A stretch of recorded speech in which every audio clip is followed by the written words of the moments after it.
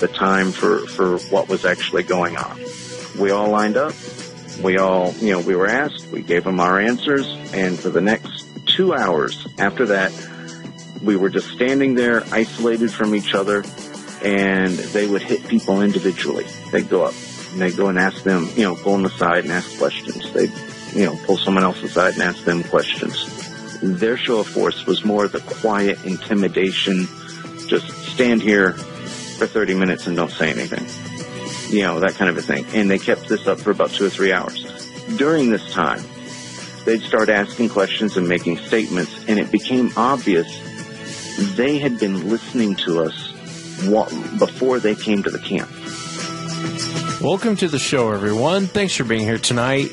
The Big Thicket Watch Group, Bob Garrett, Tim Sermons, Mo, all those guys are trying to do expeditions for people. They wanted to take people out into certain areas where they've had encounters, kind of show them what they know, and then things went bad really quick with regard to the government. Back on the episode you just heard from Steven, who was a participant of that expedition, he was explaining from his perspective what was going on.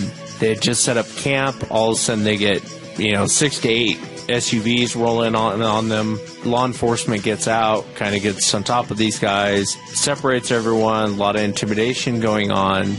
And keep in mind, these people are looking for Bigfoot. I mean, I don't understand why that doesn't shock anyone. But anyway, they go through, they separate all these guys. You heard Steven's side of the story with regard to what happened. And I have Bob and Tim Sermons on the line. And they are going to tell their side of the story on what happened. Bob, welcome to the show. Thanks for being here tonight. Hey, how you doing, Wes? I'm doing pretty good. I'm glad to hear you're doing better. And I also want to welcome Tim Sermons to the show. Tim, thanks for coming on. Hey, no problem. How are you guys? Doing well. There's been kind of a situation out there in Texas, and I'm glad you guys decided to come on and talk about, what's been going on down there. Maybe, Tim, if you would start from the beginning, kind of give the audience a timeline of how this whole thing exploded, and Bob, feel free to jump in at any time. Well, we decided, we were going out and we were doing, we were getting a lot of things, and we wanted to share it with people. We came to that conclusion because we were helping some other groups, and they were actually getting, based on what we were telling them, they were getting their own evidence. They were having their own sightings. So, we decided we wanted to share with people what we do, and, we know where to go and everything, and have the experiences that we have. So we came up with the idea to start the Big Thicket Watch LLC. So we discussed it for quite a while, and Bob and I went back and forth on even whether or not we wanted to do it. The goal behind it was to just educate people and to, have a good time, and, we wanted to feed them, and we wanted to do everything else, take care of everything so they can just come out and enjoy what we enjoy. So, in that regard, we did ask for a fee, but it wasn't like it was a big money-making thing. And, The fee thing, we weren't going to make any money, Tim. We already knew that. The fee was basically just to buy groceries for everybody, because when they came out, we didn't want them to have to worry about buying their own groceries and coming out, and everybody having a separate camp and everything. And we wanted it to make it fun for everybody, and so we wanted to have like a chuck wagon cookout in a way, and everybody eat at the chuck wagon. Everybody socialized and tell what they had been experiencing, and the guys could give them some stories of what they might come across, and the footprints and the sounds we might hear at night, and things like that. And so it was a good idea. It was a good idea to have the chuck wagon, I guess you might say. Have everybody socialize. Like I said, we just wanted everybody to experience the things that we've been experiencing for the past few years. And as Tim said, helping some of these other groups organized, since I had the maps and everything, made their little expeditions quite popular here in Texas, and so we just decided to do it for ourselves as well. Mostly, I just wanted to I wanted to gauge the reaction. I wanted to see people's reaction, and people did get scared. So a lot of times, if they would go out the first night, or even on Saturday, they absolutely would not go anywhere on Sunday, or they would go out on Friday night, and and some of them absolutely did not want to go back in the woods on Saturday. And we discussed things like that, and gauged or asked why, and we got their reactions, and a lot of the unbelievers became believers very quickly in just a few minutes. Prior to this, you guys are finding evidence, and you guys have been on the show. Bob's been on the show. You guys are finding evidence, and you come up with the idea of taking people out. I know you guys looked into the permit, and most people don't know the permit story because when this whole thing happened, they said, well, you should have just got a permit. And if they actually knew the backstory on the permit, it's a little shocking. At what point did you decide, hey, let's go get a permit, and then what happened? Well, Bob researched, and I researched what kind of permit we needed. We found absolutely nothing. So there were quite a few participants on the very first expedition. So we thought we were well within right by what we were doing, because we were told if there was no more than 25 people, we wouldn't need a permit. That was the initial information that we received. Well, the minute we got out there, it was Friday of that very first expedition. Here comes the feds. They rolled in on that one. Now, we haven't really talked about that, but they did. They rolled in on that one. And they said, you can't do it. You don't have a permit. You have all this other stuff. So after, they detained Bob really for probably a good hour or so. And see, I wasn't there. I came at the camp when everything was finishing up. Then at that point we figured, well, crap, we're going to have to go to the main ranger station and sit down and have a conversation with those guys. So we talked about that, and it was me, Bob, and Waylon, and that's what we decided we were going to do. So I can't remember the date we went, but we went in there. And, after everything that we've been through, and not to get into other things that have happened prior to this, with our experience with some of these fellows, I thought it would be an outstanding and awesome idea if I took my audio recorder in there and recorded the whole conversation. So we went in there, had a meeting with the head ranger, and it was we were sitting there talking to him, and we told him what we wanted to do and everything, and he goes, well, give me just 1 minute. Let me get this other guy. This other guy walks in. This guy must have been 7 foot tall. Yeah. But he was a BLM guy, the Bureau of Land Management guy, and he's over the doggone ranger.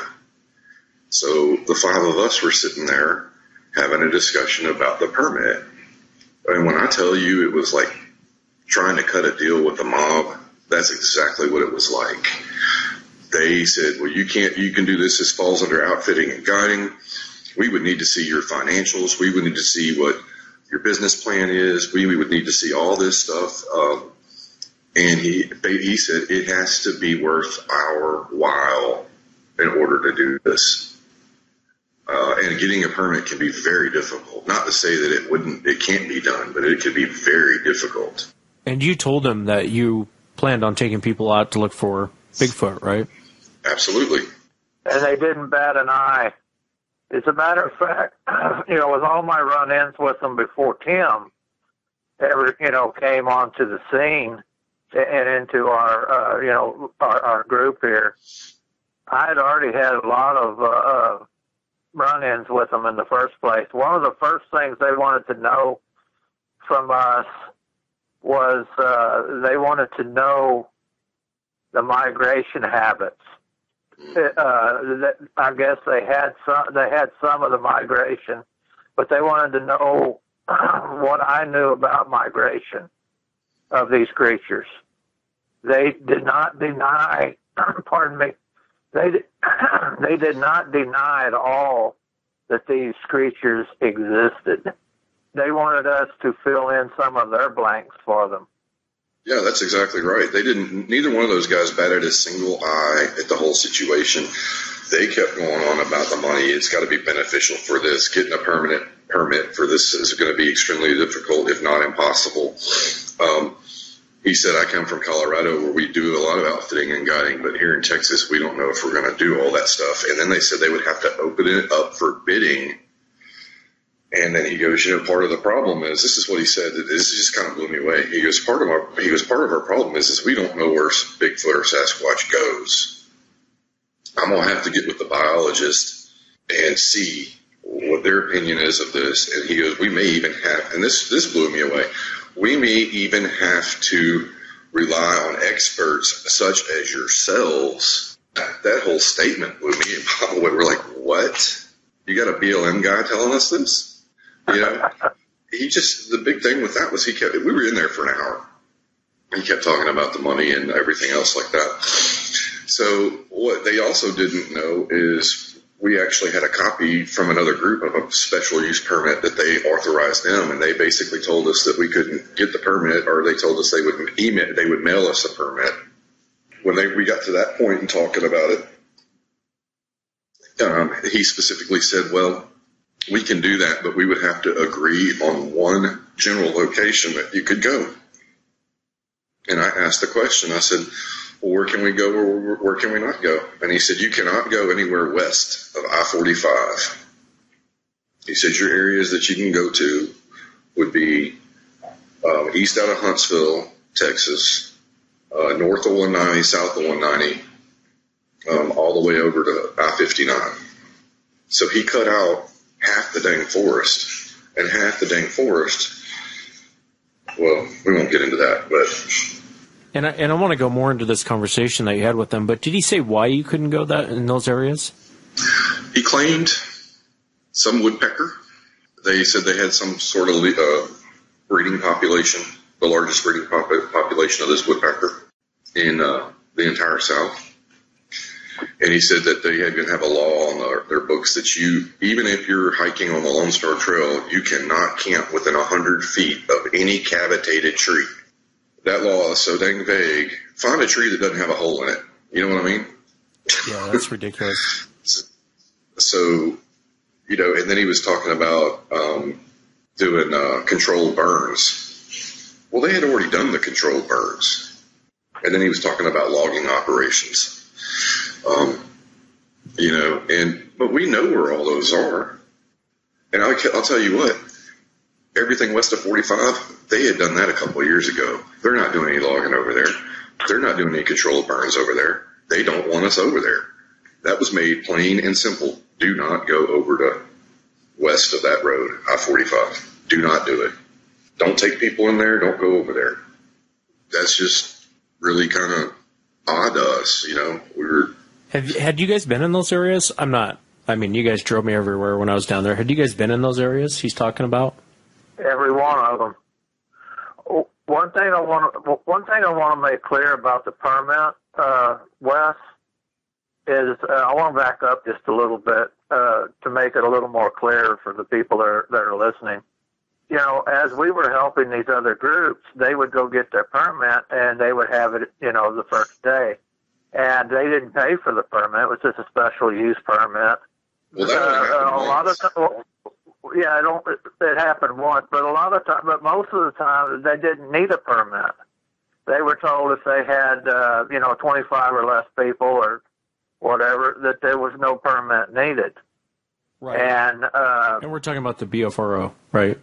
Yeah. Yeah, I'm just not naming any names. Oh, okay. Sorry. Go ahead. That's okay. Anyway, they had three of them that we helped them out with and showed them on the maps, my maps. They had a good time. They had sightings, and I think like 14 of them had sightings of the same squatches. But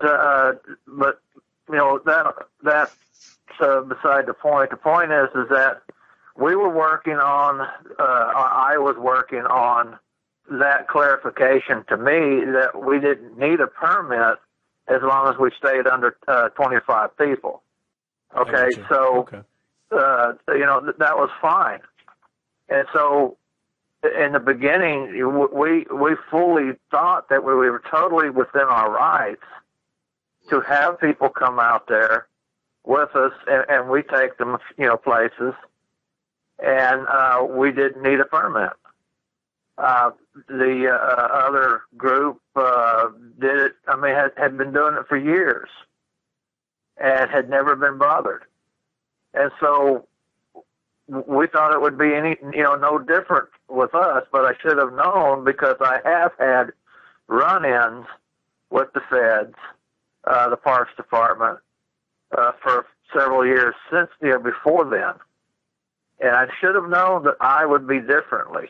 I would be treated differently. And sure enough, they sped in and they interrogated me for, I don't know, over an hour or so. But there was a lot of things that really upset me.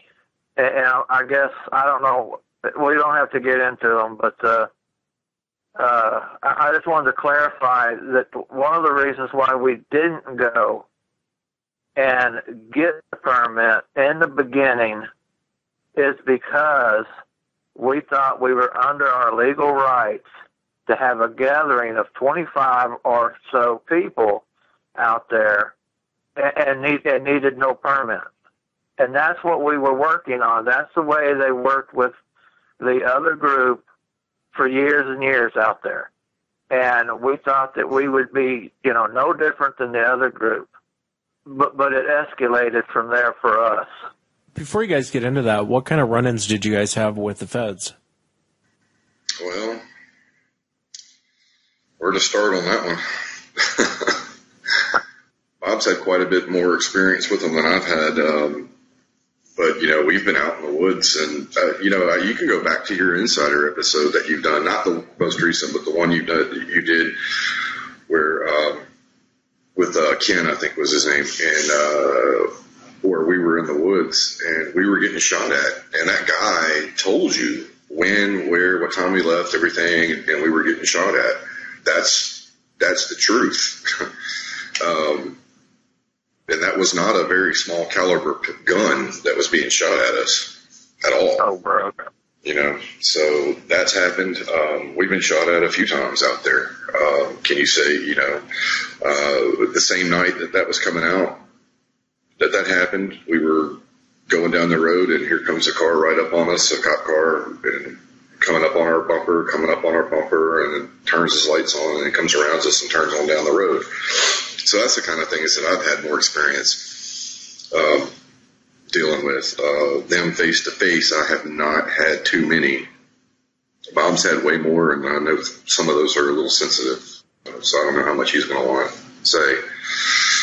But that's been mainly my experience with them at this point until all this. Well, Tim, when the first day you came out with us, and then you started really coming out, I told you, I said, don't be surprised if a game warden or federal agents come out here and harass us.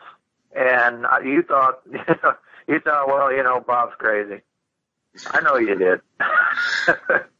And then I told you about the helicopters and everything, and all of that. And then what happened on the corridor? Yeah, Wes, you've been to the spot. We were down at this one particular place. This particular place we always go, and there's just hardly enough room to turn around. So I always turn around and back in and face my way out, because you can't go anywhere. You can't go straight once you get to the end.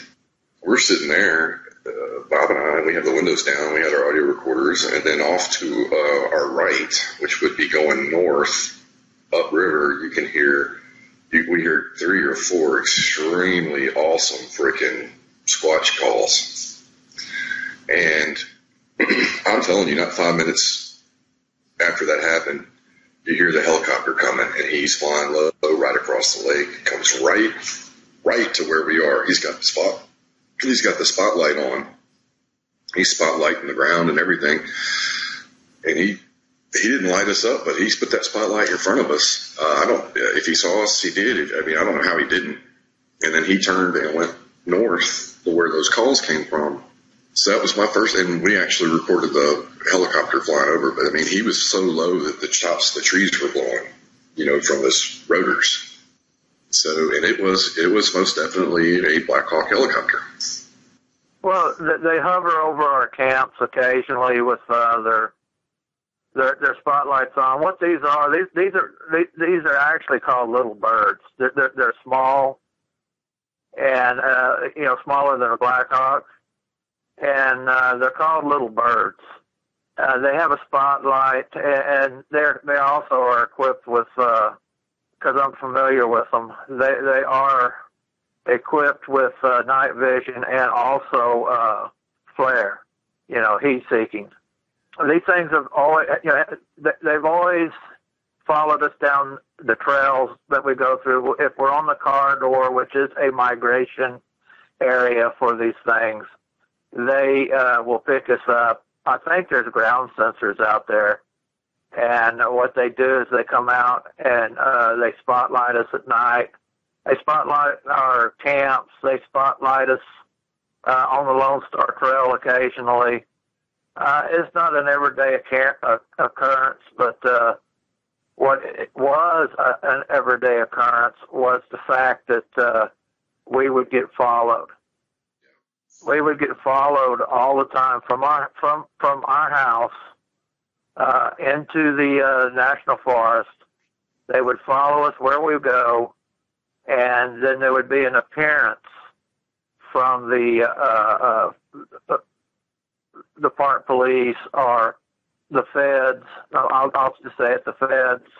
I don't know if a lot of people know this or not, but the park department actually has federal agents. They're not just park police, and they're not just game wardens. They have their own federal agents, and these are the ones that we've been dealing with a lot. That's true. So I mean, we've had run-ins with them. They haven't been as aggressive as with this situation.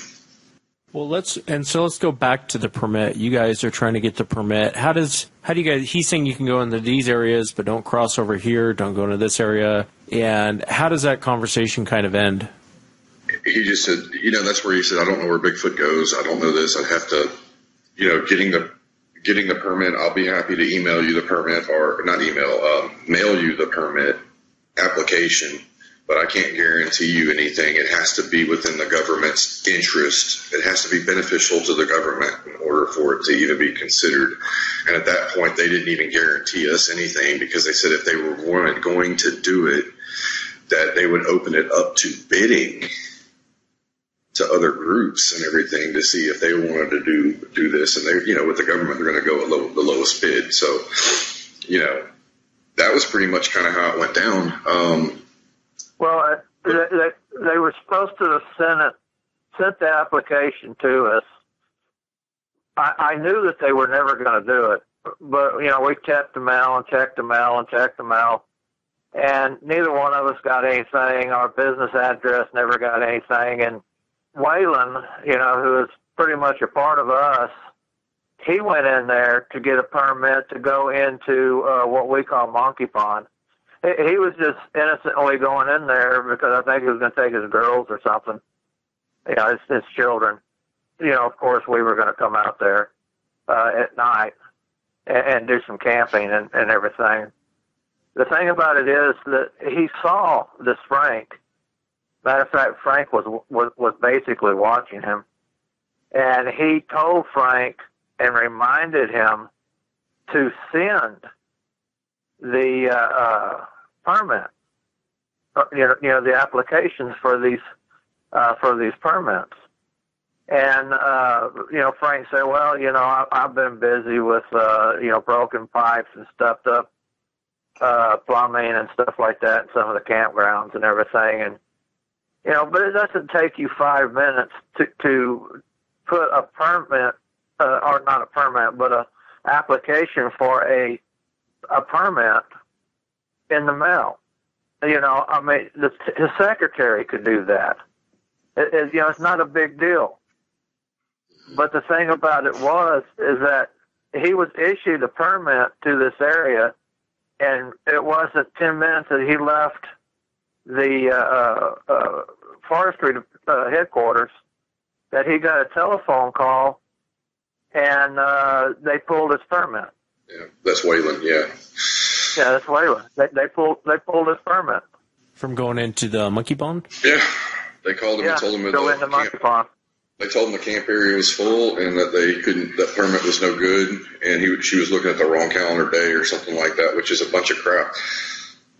Because I can neither deny nor confirm, we still went in there that night, and there was not a soul in that place, allegedly. You know, so so that's proof positive they were just screwing around with us. Yeah. So when you guys were trying to get the permit, had you guys done any outings yet? You guys had done a couple of them, hadn't you? We did the one, and that's when what was it, Bob? The game warden showed up. Right. And the game warden showed up. The game warden was bored. I mean, he didn't give a damn. The two park police who work real close to the federal agents, the park agents, they were there. And then the agent himself was there. The federal agent was there, and they talked to us for a long time, and wanted to know all kinds of information that really, if he was just going to give us a ticket, had nothing to do with anything. He's the one that told us to go down there, and do that. I was trying to, get him to. I was trying to get him to make me understand why. If these other groups have been doing this for years, why are we being busted doing exactly the same thing that they're doing and on the same way? And basically, they don't want us to let people know what we know. They wanted to know what I knew, and I wasn't going to tell them. And they were real interested in my maps and stuff like that. But I wasn't going to let them, I wasn't going to give any of that stuff up. So anyway, I got my ticket, and everybody had to leave. I had to get out of there right now. And, all my people are, well, not my people, but all the guys had to get out of there right now. So I didn't have a choice. I had to go or go to jail. Everybody went to a different spot, but they had a good time there too. I mean, is this the second incident, Bob, or the first? No, it's still the first one. This is the very first one. This is the very first one, and on my ticket it said January. Well, this was in February, and I'll get to some of that about the courthouse and that little tidbit of information right there. Yeah. It said January. We had not been out in January. We were still, me and Tim were still talking about permits and what we need to do legally and everything else in January. No one had ever been out in January. It was February that people came out. One of the other things about that first meeting, Bob, I don't know if you want to talk about it or not, but, we had the satellite camp. Because do you want to talk about the other part? Yeah, I'll talk about it. I don't care because we've been to court. Everything's done. I want everybody to know one thing, though. I really do apologize. Me and Tim, from the bottom of our hearts, totally apologize that we have left so many people in limbo out there. But the reason why is because we were told we could not contact any of the participants, from that night that we got really busted, and they came in with like 7-8 cars and everything that last night, not the first one. But we could not talk to any of these people, or we would get more tickets. And so we didn't. And I know a few people got upset about it and everything, but there was nothing that we could explain. And I know that we were being monitored, being, watched and everything. And so we could not speak to these people. We did not know how they were monitoring us exactly, but they were. We conformed to just a total blackout of not speaking to anyone. Tim and I did. And I just wanted y'all to understand that. We could not do anything.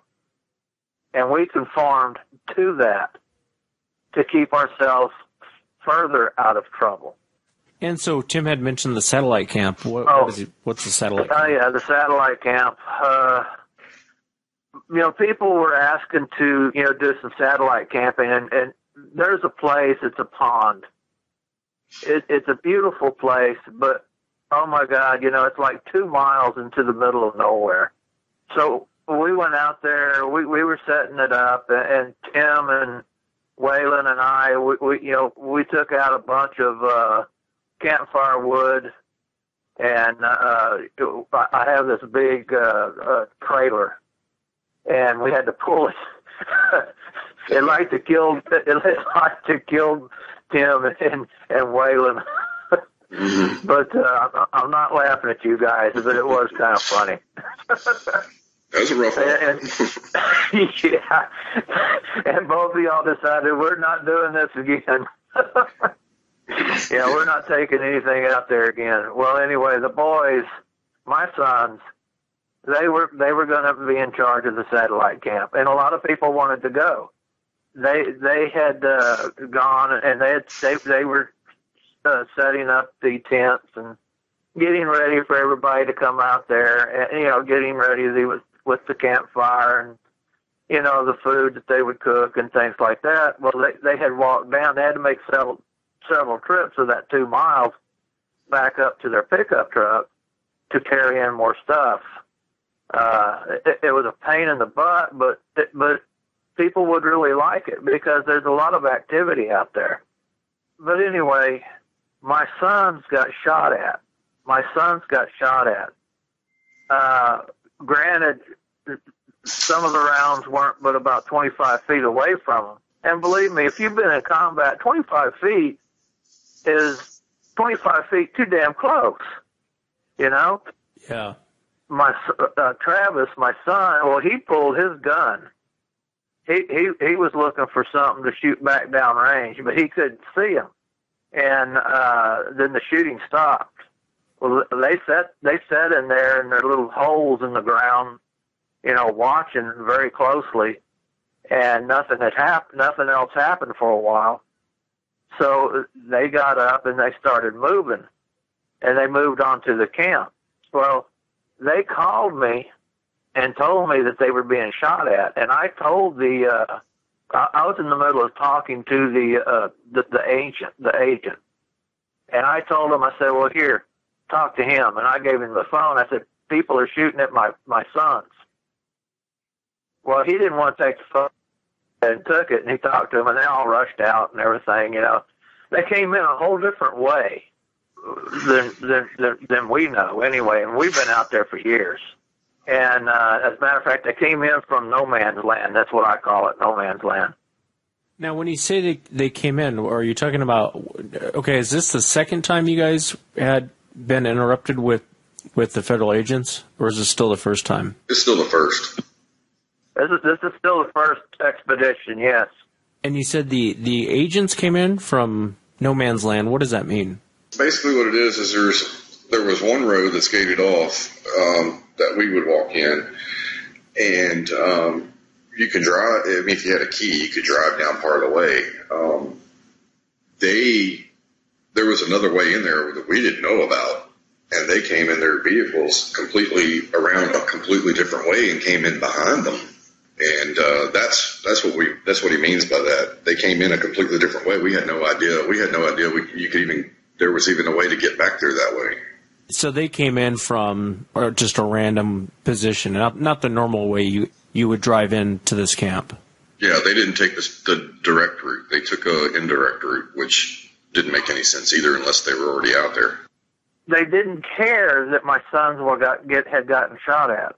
What they cared about was what was in the tents, what was in their backpacks, what was in what was in their pouches, their tins of food and stuff like that. What was in there? Do y'all have any drugs? Where's your guns and all of this stuff and everything.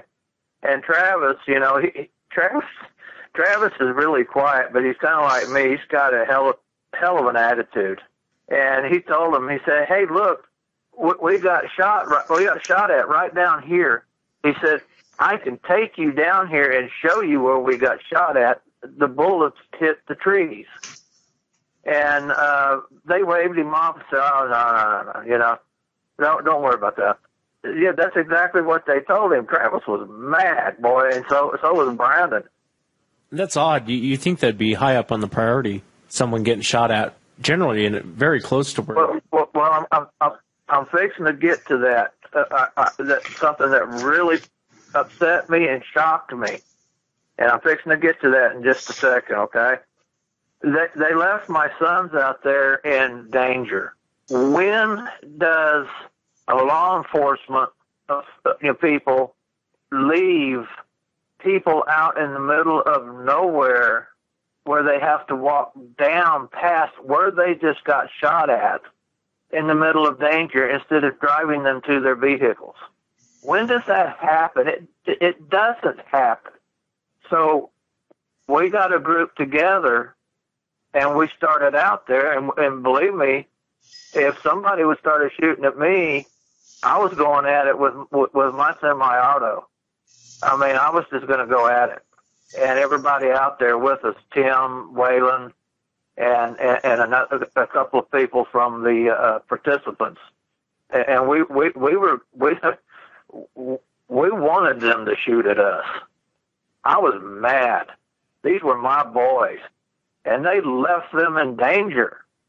Well, anyway, Travis showed us the trees, and lo and behold, my God, man, somebody had gone up those trees with tree spurs on and dug the damn bullets out of those trees. They dug the bullets out of those trees. You could see each tree that the bullets hit. You could see the spikes that went up the trees, and where, it was torn up around underneath of them because of the spikes. And I'm a tracker. Me and Tim, we discovered where they came in from and where and then where they went back. And, we got pictures of where the holes were dug out.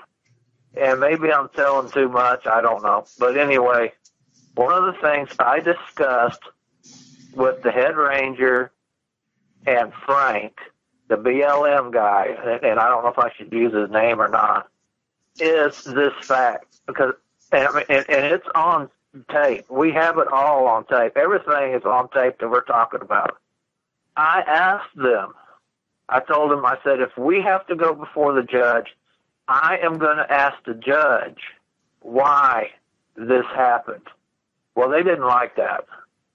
He said, well, I can't speak to the law enforcement part of the force. They don't report to us, and I don't know what their policies are. But anything that they do is designed to keep people safe. Now, that comment right there made no sense whatsoever. It did not fit what was asked of them. So how is getting shot at keeping people safe? And this is coming from that guy. It just blew us all away. Yeah, it's interesting.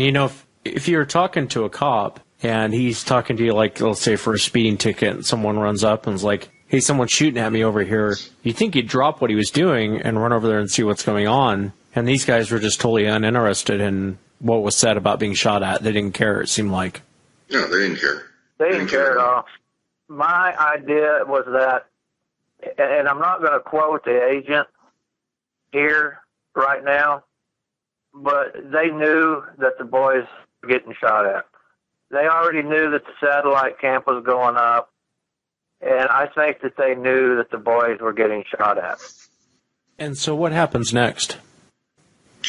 Well, after that was pretty much the end of that whole meeting.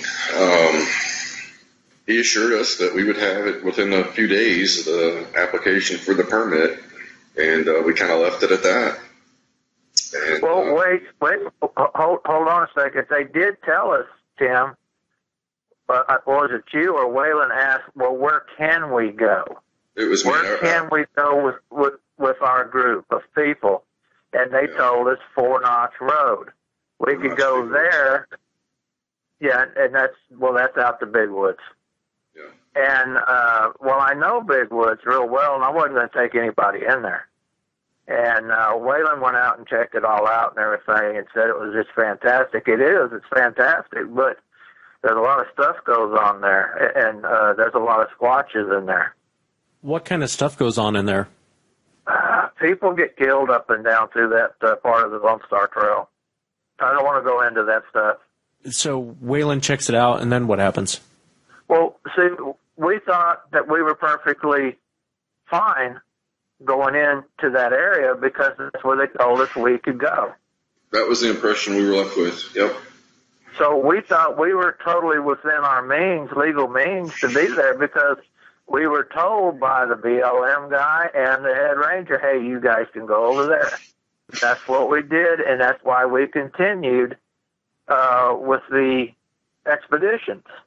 And of course, they turned out to be really good, but they're extremely aggressive over there. And, people were getting really scared.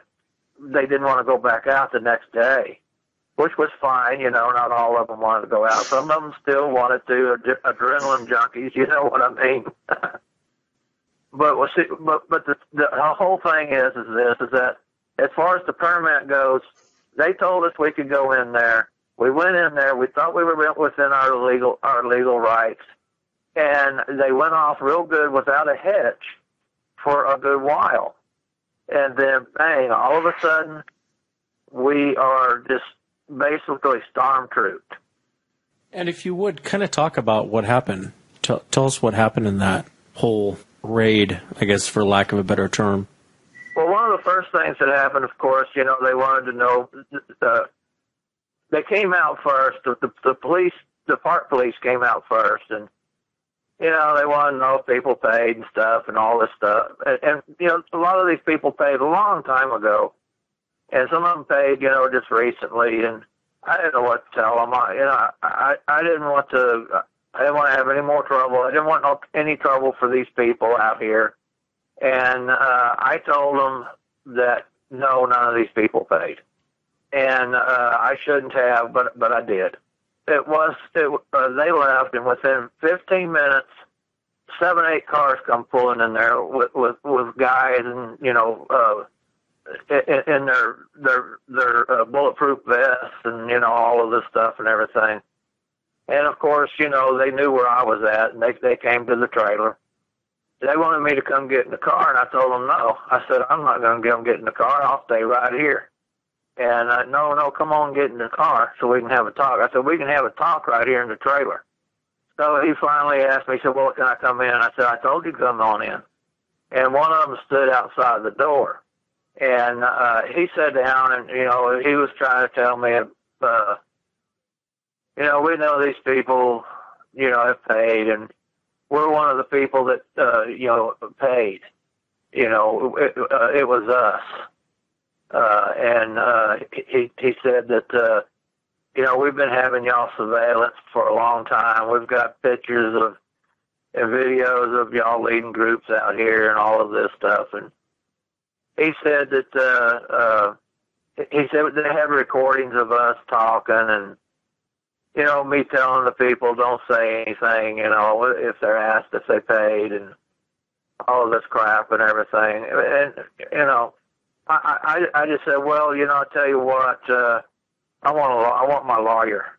I picked up my phone, and he told me to put my phone down.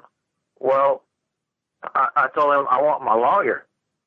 He said, I'll talk to you and your damn lawyer together if you want me to. And I said, well, I'm trying to get my lawyer right here on the phone. I'll put your phone down. So I just threw my phone down. And I said, well, I'm not going to say anything else to you without my lawyer present. And so he tried to question me several times, and I just said, I want my lawyer. I said, I invoke my Miranda rights, and I will not speak to you anymore. I want my lawyer. Well, we know about this. We know about that. We know this. We know that. He said, I want to know what you know. I said, I don't know nothing. I only want my lawyer. Ask me questions about Tim. Ask me questions about Mo. Another guy that I'm not going to say his name on here because I know that they're going to be listening. Oh, they also told me, Wes, that they have people who monitor your show constantly, in case you didn't know. Always nice to have new fans.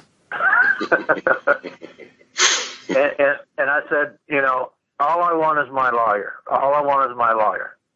So he got frustrated and he got up and he left. He told me, he said, do not leave this, do not leave your trailer. Do not come out there.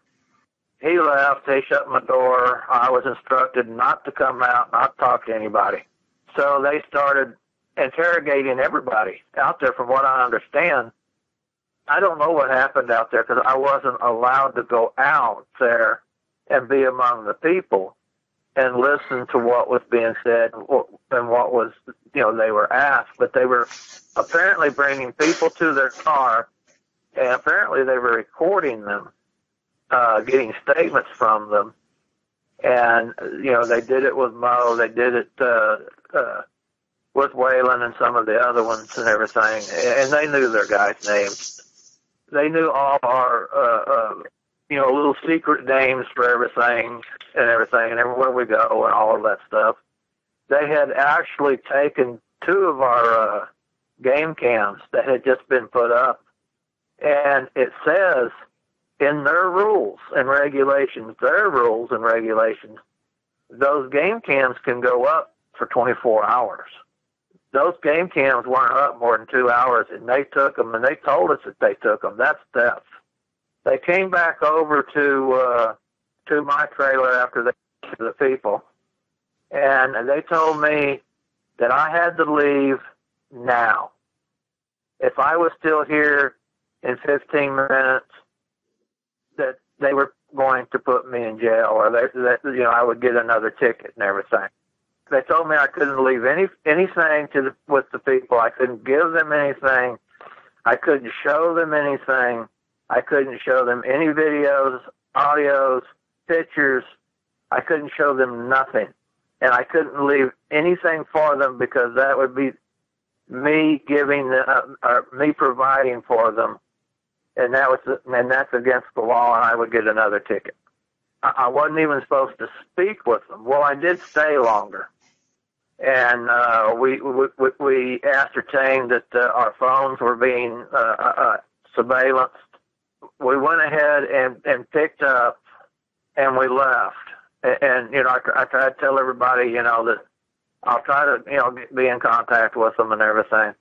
We finally picked up my trailer and the chuck wagon. I couldn't leave them any food. I couldn't leave them any water. They would just have to be on their own. But they did let Mo stay there until 6 o'clock in the morning, which was good. But he really wasn't supposed to give them anything, or he would get another ticket. So anyway, we left. That's really interesting. Yeah, we left, and Mo left and everything, and these people were basically on their own, and I felt sorry for them, but we were being watched. When I left my neighborhood to go to the store or just go down the street, I would have a black or a white SUV on my butt, watching me, following where I was going. I couldn't go back out there and take care of these people. I felt horrible about it. Tim felt horrible about it. We discussed it some. But there was nothing that we could do, and I want the people to know that we didn't mean to desert them. That was not something Bob Garrett does or Tim Sermon does or any of the guys. We did not want to desert them, but we could not go back out there under penalty of another ticket or possibly jail. And they were following us around. They wanted us to come back out there. They wanted us to, they wanted to bust us again. And I am sorry about that. You know, it just broke my heart to leave those people out there. But, and I know that I'm getting off a little bit, but this is what happened. I've seen the tickets, and it is funny some of the dates aren't right. I know the one in January, I mean, I can just go off of the show and know that the date isn't right, which seems odd that the date would be wrong. But so they had actually been watching you for a while. What did he say to you when he handed you the ticket? Was there any instructions, or was there a fine on the ticket? No, there wasn't a fine. There was we had to go before the judge, it said. I had to go before the judge in order to, get my fine and everything, which I never, as a matter of fact, Tim and I and Mo, when we went to the federal building, this was the district, or what is it, Tim? The American or the U.S. District Attorney was what should I say, prosecuting us. We didn't see a judge. Before we get into that, Tim, you had a run-in with this guy because you weren't there the night that when this, let's call it a felony, took place, where they raided you guys. What was your run-in with the guy? Well, I had to work. Several of the expeditions. I wasn't out there Friday. I had gone home early Friday, or late Thursday night, and just came home and went to bed and got up around 4 o'clock. I had to go to work for 7 o'clock. I was going to head out there, and I was told that all this stuff went on, and I was just kind of blown away. And then I was told that was given a number and told I needed to call this guy, and I called him, and he said, well, I need to meet with you. And I'm like, well, what do you need to meet with me for? He goes, I need to give you a citation. And I'm like, for what? For being out in the national forest. And I said, I wasn't even out there. And at that point, there's just no point in arguing with him. I said, look, all right, okay, I'll meet you. So I drove to their headquarters and sat there and walked in there and was talking to him, the two feds there, and they said, do you mind if I record this? And I said, not at all. And I pulled out my audio recorder, as long as you don't mind me recording this. And they didn't have any objections, so I've got that whole conversation recorded as well. It was the same thing. They were trying to interrogate me about Mo, about Bob, everything else. Wanted to know this, that, the other. And I just told them I didn't know anything. They asked me if I was an expert, and I said an expert at a mythical creature, according to you guys, doesn't exist. He goes, well, you're going to have to go before the judge. I said, okay, so I'm going to go before the judge and say I'm an expert of something that the state of Texas says doesn't exist. Oh, how's that going to go? You know? They didn't bat an eye at that one. But that's pretty much kind of how it went. And he wrote me the ticket, and he walked me back to my truck. And he looked at my truck and goes, oh, that's your truck. And I said, yeah. And he said, you're the one that pulled Bob's camper up there. And I said, yeah, I did. I did that on Thursday. That's pretty much all he said. I got in the truck and left. Well, so he knew your vehicle and everything. Yeah. And my ticket said the same thing that, the other one said. It just had no fine on it. It said it had to appear. And it was appearance was going to be within 60 days. Well, 60 days came and went. Well, I had this guy's card. So I called him up. I'm like, what's the deal? And he said, well, that conversation was interesting. He said, the attorneys, the district attorneys do not know what to do with this case. They don't know what to do with it. And I go, so what's the point? And he goes, well, the wheels of justice just turn slow. You'll be getting your summons. I'm like, all right, well, whatever. Anyway, he said, it's not like, he goes, this isn't any more than a glorified speeding ticket. He goes, it's not like you were out there poaching. Well, when he said that, I said, well, we run across those from time to time in our travels about poachers. And he goes, really? Well, if you do, you can let me know. And he goes, if you scratch my back, I'm not opposed to scratching your back. And I said, with this whole situation, he said, yeah, I can intercede on your behalf for the district attorneys, pertains to them. So Bob and I and Waylon went out, and we knew of about 5, 6, 7 places that they were actively poaching. We documented them, GPS'd them, and came on back to the house. And I didn't trust the guy, but we went and sent him one place, and that'll be a little later. I can clarify what happened with that. But that's pretty much the 2 conversations that I've had with that fellow. And so what happens next? You guys go to court? Oh, yeah, we waited. Finally got a notification. All 3 of us got notified on the same day of the court date. The court date was August 9th, downtown Houston, Texas, at the U.S. District Court. We get down there, and it's 9 o'clock in the morning, and we get down in there, go up to the courthouse and have to find the place and go in there and sit and wait.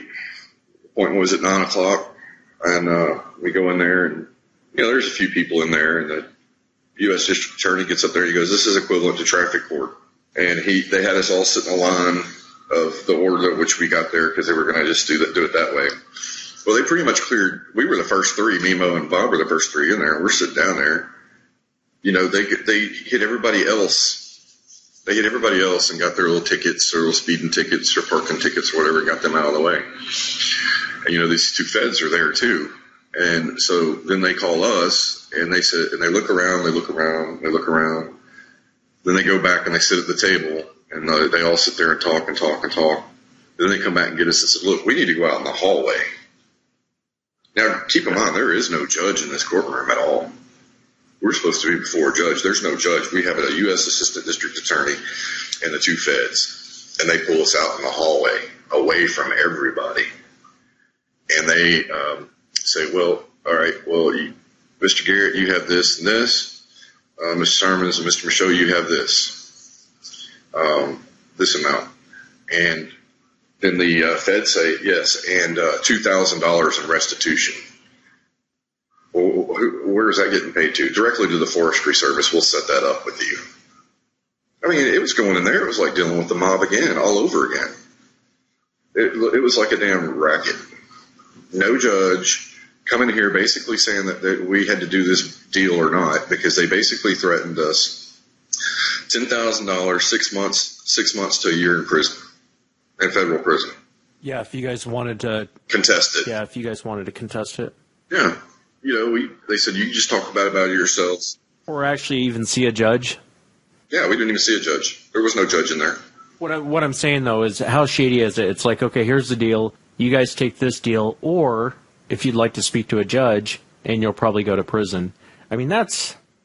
I guess that's our justice system. God bless America. Yeah, no kidding. But, they would have had to prove their case. But, what's to say they wouldn't have fabricated anything, I mean, I don't know. I was floored by the whole situation. Bob was floored by the whole situation. Mo was. But here's the kicker. So we go ahead and agree to the terms, and we go back in there. And so Bob's is what they said it was. And then me and Mo, they added an extra fine to us just because. It's almost like they decided that right there on the spot. Oh, we're going to get them with 2 fines because they're not going to argue with this. And they said, well, you got 1 ticket, but you got 2 charges. Well, I'm sitting there thinking, well, crap, how does that work? I mean, it's like the freaking mob in action all the way. Yeah, and it's too bad. That's really the way the justice system is set up. It's just for them to collect a paycheck. They don't really care about justice or the truth. Or They didn't care about the fact that Tim wasn't even out there that one weekend.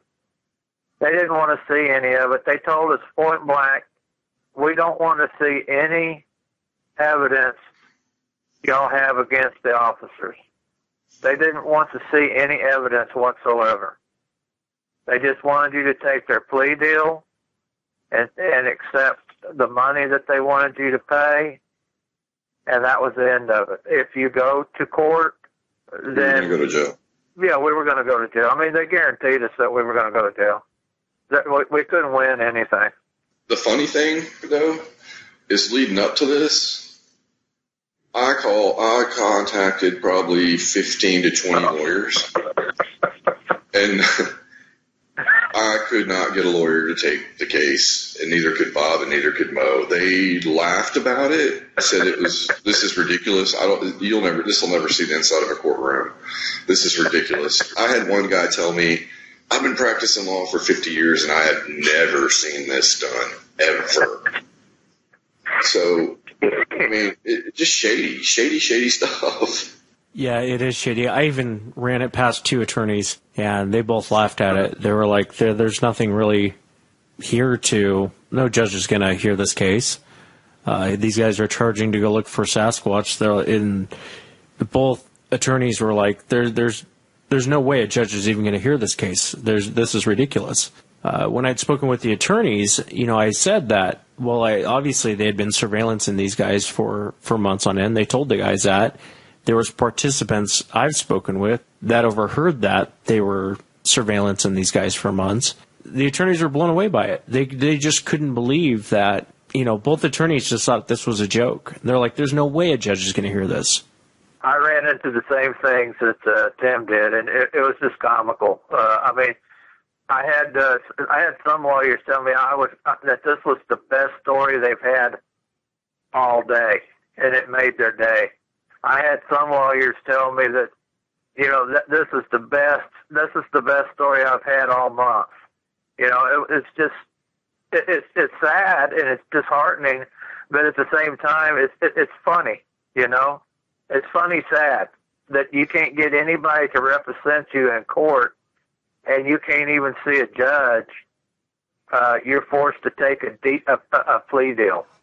Yeah, it's really interesting, and I don't know if there's going to be a change in tide with how law enforcement handles this, but I know, like the Olympic Project, when I went up there to Derek Randall's place, when I was talking to some of the Olympic Project members, they were saying a state forestry officer likes to come through there and hassle them. Now, this is a huge piece of property in the freaking middle of nowhere, and I asked him, I said, well, why is he coming by? And it's only when they have groups out there. I guess this guy comes through, and, Derek and those guys are out there are some pretty big guys, but I guess he kind of comes through and hassles them, but there's really nothing he can do because it's private land. And I heard another BFRO member kind of got nailed with what you guys got nailed with in Oklahoma or Arkansas. Tim and I were talking about it, and I think his fine was like $500, but they're going to go after the BFRO for it. But it's just, it amazes me. It's like, does our forestry department have nothing better to do? You know what I mean? You would think poachers, and you would think, I know there's a huge drug problem out there in Texas. You think they'd be more focused on people coming up from Mexico. I mean, I hate to sound like Trump, but you guys know what I'm talking about. Coming through there, and I know there's a lot of drug activity through that area. You think they'd be really focused on that. I mean, someone looking for Bigfoot, if I was a park ranger, I'd be like, well, who cares? You know what I mean? We got bigger fish to fry than people out looking for Bigfoot. I want to tell you on a very serious note, and you and I have already spoken and talked a lot and everything. There is something out there. There is something going on that is more serious than whether people are looking for Sasquatch. Most people aren't going to find them, but a lot of people aren't going to find them, or they're going to walk into them by accident. Their accident, not the Squatches. But there's something out there that's bigger than all of us, and I want everybody to know that. I can't get into it. That goes against my the papers that I signed, and I know this is going to draw a lot of questions, and I'm sorry. But there's something out there that's bigger than all of us. All of the Sasquatch hunters, all of the amateur, Sasquatch hunters, the newbies, and all of that. Before you get into this, you need to think about it, because you may well stumble into something you don't want to know. Before Tim even talked with us, we had made that stumble. And we would go out, and every time we went out to camp, we were basically harassed Every time we went to a different camp, we were harassed. They didn't want us in there, and the thing that they wanted to know was what I knew. I just want to warn people, you go out there, you have a chance of running into something that they don't want you to know. I'm not saying don't do it, don't, stop doing it. We still cannot show anything that we have to people out there in the community. We were threatened about that. Oh yeah, we were told without a doubt anything that's gotten on the public land can be construed as a business venture, and they would prosecute to the fullest extent of the law anybody that did that. If you take a picture out there, if you get an audio file and you put it up on YouTube and you get money, if money changes hands, they will come after you. And that was made crystal clear. Now, with that being said, we did ask these guys, can we still go out there and research? And he said, yeah, we're not going to stop you from doing that. As long as there's no commercial enterprise going on, I don't have a problem with any of that stuff. Those are his words. We should plan an expedition, have everyone bring their own food, and just go out there and see what happens. See if these guys show up. Oh, they'll show up. But we can do it. They're still watching. They're still watching. We can do it. I mean, he's flat out told us, as long as there's no money changing hands or anything like that, we can organize. We can do that. There's no money. We're just out there, big group of friends, out there doing research and stuff. He's made it crystal clear that that's perfectly fine. But also, whatever we get, remember, Tim, whatever we get, you can't share. Stays between us. Yeah. We can't share that, or if we do share it, we could be prosecuted in some ways that they decide. Is it because it was taken on federal land, like video, or? Yes. Because it was taken on federal land. Yes. If it was taken on public land, we could do anything we wanted to with it. Private. Yeah, I'm sorry, private land. Yeah, you're right, Tim. I'm sorry. You can do whatever you want to with it as long as you can prove that you got it off of private land. But if you get it off of, if you get a picture of a squatch, nice, clear, beautiful picture, he said, I don't care. But you use it, there could be repercussions. Tim asked me, he said, well, are you going to go after us if we do? And he said, he thought about it for a little while, and he said, what did he say, Tim? He said, yeah, he said, it just depends on the circumstances. It would be case by case, but yeah, the threat of that would be there. And that, he goes, the big key to it is if there's money changing hands. And, if you think about it, say you get a freaking awesome thing, you throw it on YouTube starts paying you, there's the avenue that they're going to go and he's going to prosecute you on or get you on. So the whole situation is just totally bizarre. It really is. But the funny thing is, I mentioned, I don't know if we should say this, I told about the poacher. They actually caught one, and they caught the guy that we turned in the site because he was in the courtroom with us. Oh, Jesus. Yeah. That was... You got to watch out for those guys, man. Some of those guys, they, if they find out it was you guys, they'll pay you a visit while they're out there. Some of those poachers, man, you don't mess with them. Yeah. But, at the end of all this, we're sitting there talking to the agent, and you know what he asks us? He goes, you know what you guys can help me with? He goes, you guys know what you're doing out there. You guys know what's normal, a normal trail, and what's not. Well, we're having an issue right now with the cartel, is what he said. And he goes, if you run across those, just report them to me. I was sitting there thinking, cartel? I don't know about reporting any of that crap. I like my head on my shoulders. Yeah, yeah, no kidding. You want to talk about somebody that doesn't play, it's those guys.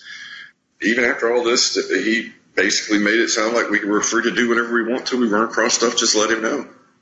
It's just crazy. It's like making a deal with the devil. It really was. It wasn't a normal day at court. Not that I've ever gone to court so much, but, traffic court, yeah. Back when I was driving, that's how I had to quit driving, because a lot of people don't know that, but I do have seizures. So I can't drive anymore. But, normal traffic court is not like this. I even got to see a judge in normal traffic court. She's the one that decided I wasn't driving anymore, which was fine. I shouldn't be. Yeah, I just think the whole situation is crazy. It'd be nice to, I'd love to arrange some expeditions where people can just come out and see if we run into problems with these guys. Because I have a feeling they really don't care if money's exchanged. I have a feeling that's more or less just kind of well, this is what we're after, but really it's not really what they're after. You know what I mean? Yeah. On a side note, I wanted to ask you guys, Bob or Tim, have you guys ever been in a situation where you're out in the woods and you hear what sounds like children laughing, or like a child laughing, or a little girl laughing? Actually, yeah. Like kids laughing. Actually, it was on one of the expeditions that we had. Everybody was out. I was at camp, and I think I was with Bob, and we heard it. Yeah. Coming from the woods. So yeah, I've heard that. I haven't heard it often. And you've heard it too, Bob?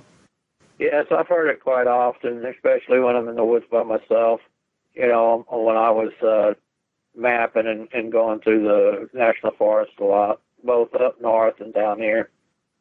Yeah, it's interesting. I've had 2 witnesses on now in the last 2 weeks, and these guys didn't really see anything in both of these encounters. But what was interesting is there were 2 hunters, both in the middle of nowhere, and they both hear this, sounds like a little girl laughing, or like kids laughing. And I've had a few witnesses on before, and I've always wondered, is that something Sasquatch does, or is that something else that people are running into? I even had a Native American tribal leader high up on the reservation, and he even talked about that he had heard this laughter, and it makes me wonder if it's something Sasquatch is doing, or if people are running into something else. Because I believe them. I think that this is going on. I just don't have a great answer for them on what it is they're hearing. Well, I can't say if it's Sasquatch or not. I just know I've heard the sounds. I don't have an answer for you. The only thing, the Native Americans, my wife's family, they just say that they're spirits. I've never gotten anything other than that out of that, or about that out of them, or my sister-in-law who's Navajo. They don't talk about stuff like that much, but I don't have a direct answer for you, Wes. I really don't. I would imagine, though, hearing something like that would scare the crap out of you in the middle of the woods. Especially, and you wouldn't think a child's laughter would scare you. Both of the witnesses I had on said it wasn't quite like a child laughing, but that's what they would compare it to. It would still creep me out, being out there and hearing that in the middle of nowhere.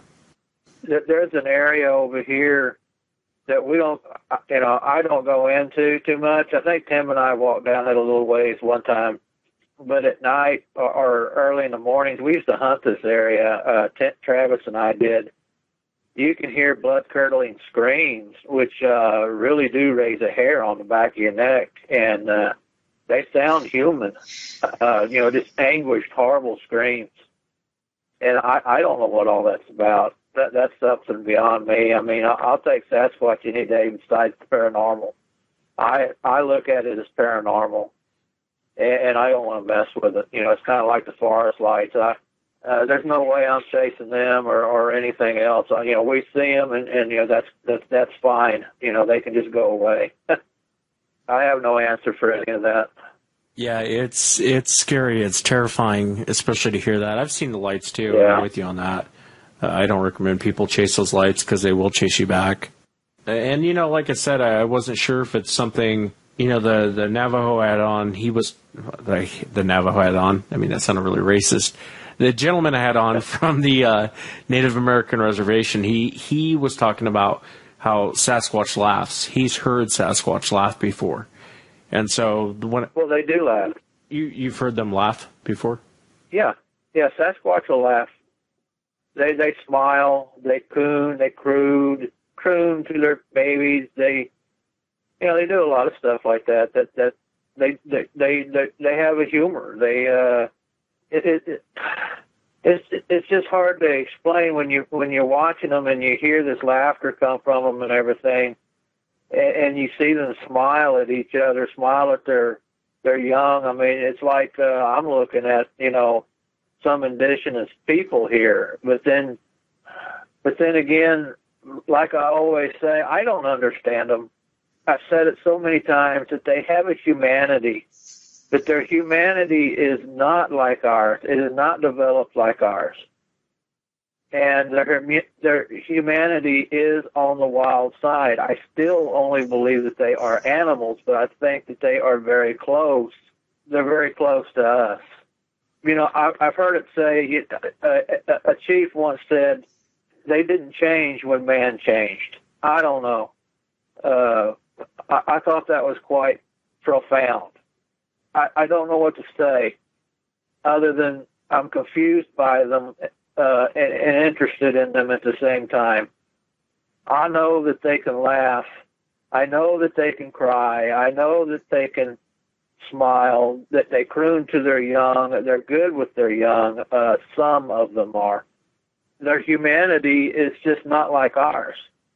I believe that they do have some humanity. But if you look at chimps, if you look at apes, they have a humanity, or they tend to portray a humanity of some sort, a wild humanity, an undeveloped humanity. Some people out there might understand what I'm saying. I'm not a scientist, I just know what I've observed, and that's the way I feel about it. Totally inside my heart, that's the way I feel about it. Their humanity is not developed like ours is. Yeah, no, I agree with you, and that's why it's such a confusing subject, because you do hear about them putting on traits or doing things that are very human-like, and then in the same breath, you hear about these animalistic type behaviors, like you're dealing with a wild animal.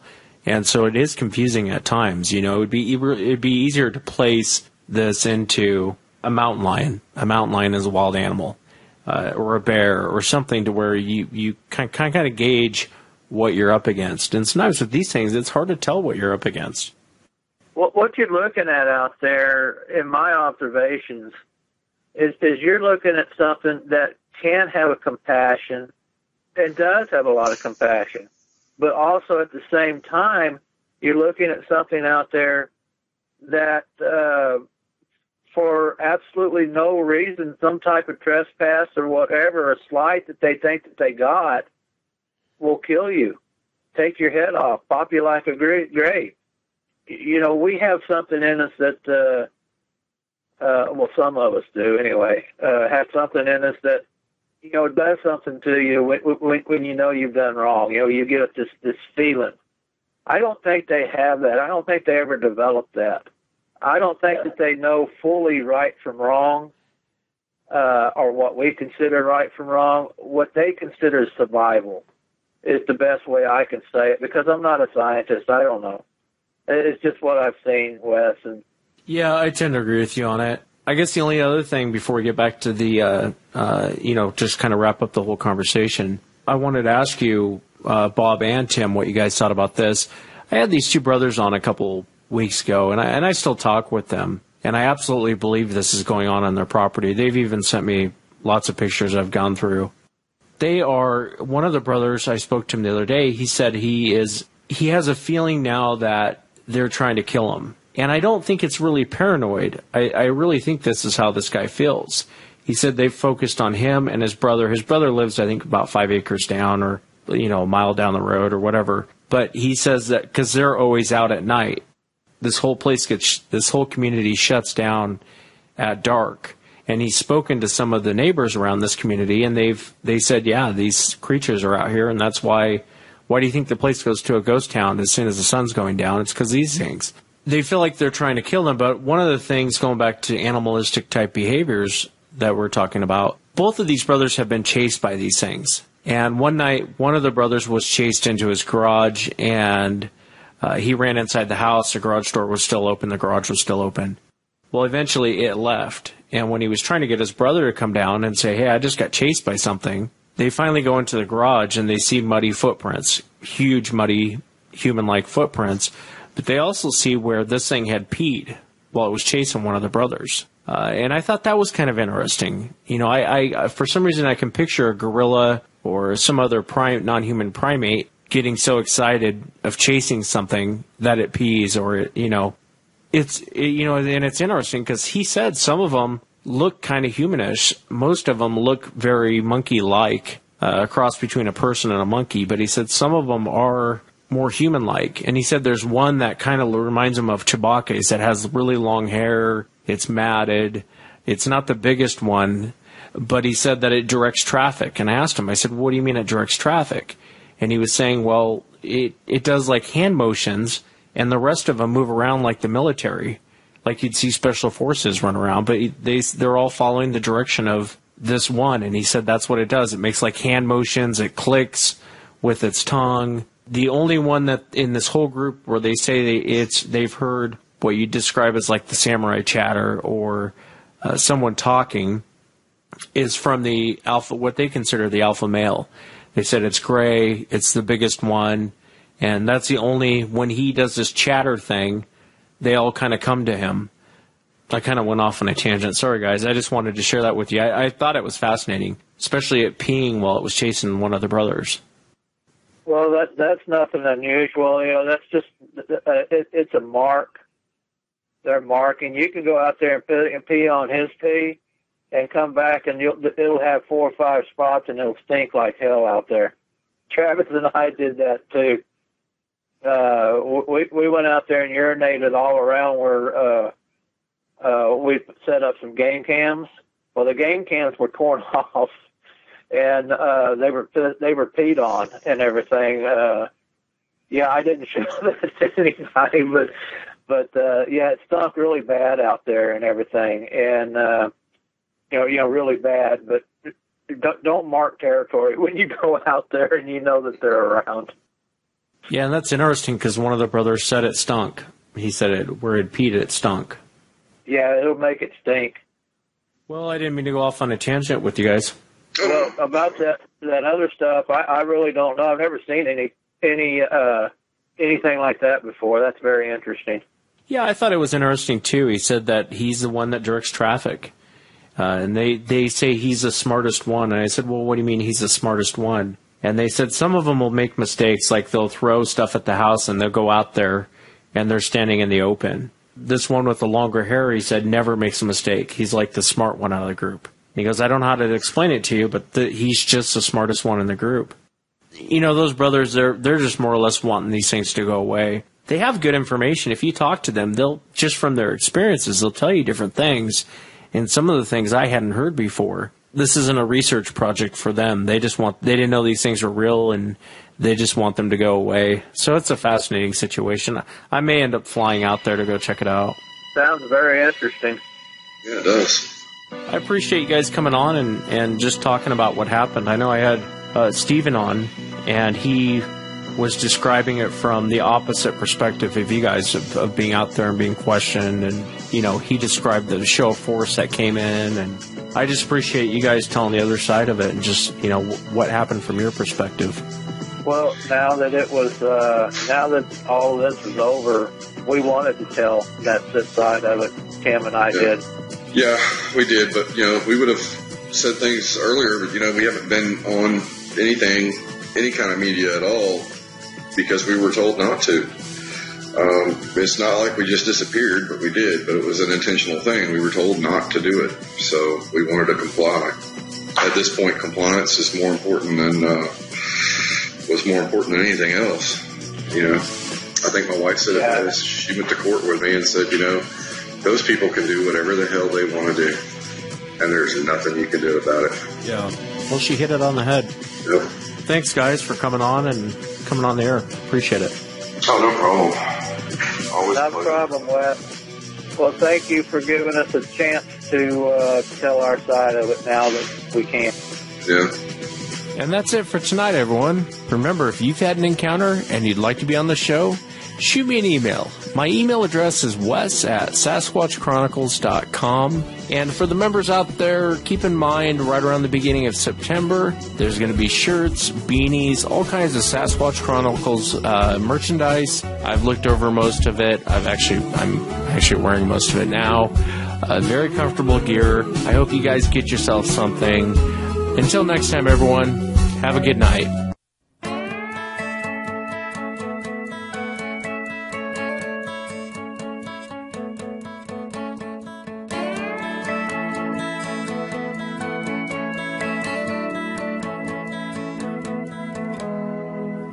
Break down the awkwardness, put on my boots and a lily white dress. A million words, but how to express what I'm feeling when I see you. You flash a smile, I'm like, is this happening? I look your way and then of course drop everything. You walk over and ask if I'm alright. Hey, whatever it takes to break the ice. Don't walk away, there's more to say. I just need the courage to let you know what's on my mind. Like every time you pass by, something just feels right.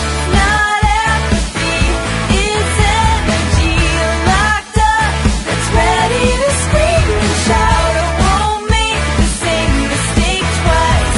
Ready to shake up and break the ice.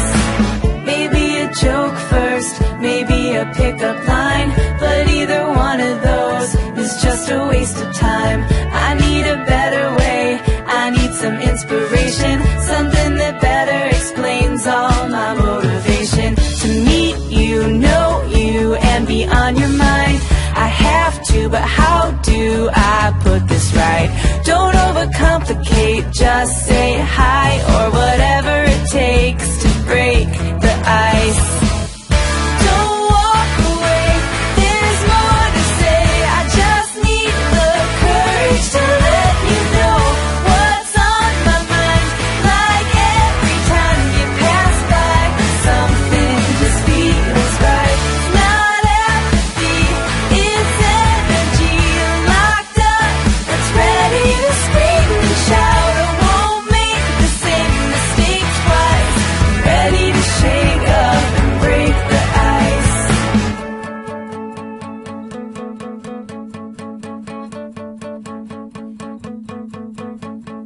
Do you have a roadmap that I can try? 'Cause I think I just got lost in your